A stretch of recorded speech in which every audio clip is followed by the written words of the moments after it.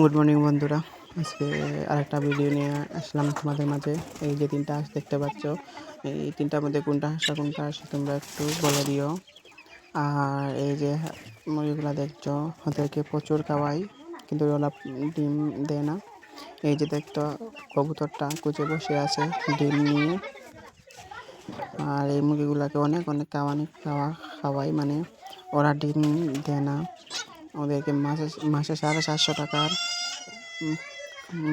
খানিয়া খাওয়াইয়া থাকি, তবু ওরা ডিম পারছে না। ছোটো ছোটো বাচ্চাগুলো বড় হয় না। তোমরা একটু বলে দিও ওদেরকে কে খাওয়াবো, কে খাওয়ালে ওরা দ্রুত ডিম দিবে বা ওরা মাংসতে পরিণত হবে।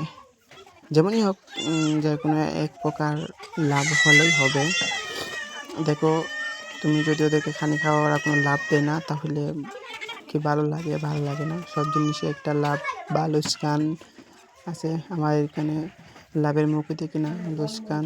এখন ঠান্ডা পড়ছে, কীভাবে মুরগিগুলো রাখবো জানি না। ঠান্ডা পড়ছে, ওরা হঠাৎ করে ঝিমাবে, মরে যাবে, এরকমই আমার। আগের বছর 15টা মুরগি আমার মারা গেছে, আর 10টা 12টার মতন বাচ্চা ছিল, সেগুলোও মরে গেছে। পরে আবার মন ভেঙে গেছিলো, কয়েকদিন 7-8 মাস মুরগি পালিনি। এখন আবার শুরু করেছি। তোমরা সবাই দোয়া করো এই মুরগিগুলোর জন্য। দেখো, আজকের মধ্যে ভিডিও এখানেই শেষ করলাম। টাটা।